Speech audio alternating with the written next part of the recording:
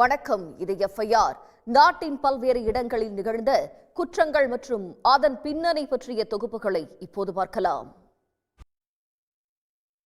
ஈரோட்டில் மானியத்துடன் வங்கிக் கடன் பெற்றுத் தருவதாக கூறி 217 சவரன் நகை மற்றும் 89 லட்சம் ரூபாய் ரொக்கத்தை மோசடி செய்த நபரை போலீசார் கைது செய்தனர்.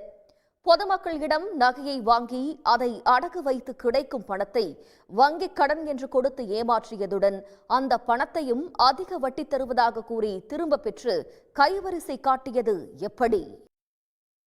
கோவையில் சட்டவிரோதமாக கேரள லாட்டரி விற்பனை செய்து வந்த நபரின் வீட்டில் இருந்து கட்டுக்கட்டாக 2 கோடி ரூபாய்க்கு மேல் பணம் பறிமுதல் செய்யப்பட்டுள்ளது. 2 லட்சம் அளவிற்கு மதிப்பிழப்பு செய்யப்பட்ட பழைய ரூபாய் நோட்டுகளும் சிக்கியுள்ளன. கோடிக்கணக்கில் பணத்தை பதுக்கி வைத்துவிட்டு சாதாரணமாக உலா வந்தவர் போலீசில் சிக்கிய பின்னணி என்ன? ஈரோடு அருகே பாஜக பிரமுகர் பூட்டிய வீட்டுக்குள் மர்மமான முறையில் உயிரிழந்து கிடந்தார். அந்தியூரில் ஆணாகவும் டெல்லியில் பெண்ணாகவும் மாறி மாறி வாழ்ந்து வந்தவர் உயிரிழந்ததன் பின்னணி என்ன? சென்னையில் பைக் ரேஸ் மற்றும் சாகசங்கள் மீண்டும் தலை தூக்கிய நிலையில் புத்தாண்டு பந்தயத்துக்கு வருமாறு அழைக்கும் வீடியோக்கள் சமூக வலைதளங்களில் வெளியாகியிருக்கின்றன.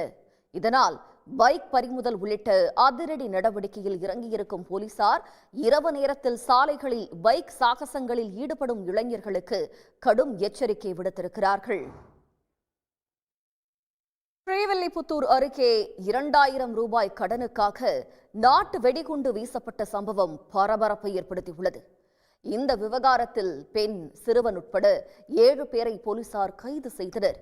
கொடுக்கல் வாங்கல் பிரச்சனை வெடிகுண்டு வீச்சில் முடிந்தது எப்படி? எஃப்ஐஆரில் தொடர்வது சிறிய இடைவேளை. சென்னை அண்ணா பல்கலைக்கழக வளாகத்தில் சீனியர் மாணவருடன் இரவில் தனியாக பேசிக் கொண்டிருந்த மாணவியை மிரட்டி இருவர் பாலியல் வன்கொடுமை செய்ததாக கூறப்படும் சம்பவம் அதிர்ச்சியை ஏற்படுத்தியுள்ளது. ஒருவரை கைது செய்திருக்கும் நிலையில் காவலாளி, கட்டட பணியாளர்கள், தண்ணீர், காய்கறி சப்ளை செய்பவர்கள் என பலரிடமும் போலீசார் தீவிர விசாரணை மேற்கொண்டு வருகின்றனர். கொடூர நபர்களிடம் மாணவி சிக்கியது எப்படி? உத்தரப்பிரதேசத்தில் 2 ஆண்டுகளுக்கு முன்பு இறந்த ஒருவரை வழக்கு ஒன்றில் உயிரோடு இருப்பதாகவும் அவரின் வாக்குமூலத்துடன் நீதிமன்றத்தில் அறிக்கை சமர்ப்பித்த சம்பவம் அரங்கேறியுள்ளது. 4 காவல் உதவி ஆய்வாளர்கள், நிதி நிறுவன ஊழியர்கள் சேர்ந்து நீதிமன்றத்தை ஏமாற்றிய நிலையில் மோசடி வெளிச்சத்திற்கு வந்தது எப்படி? இத்துடன் எஃப்ஐஆர் நிறைவு பெறுகிறது. நன்றி, வணக்கம்.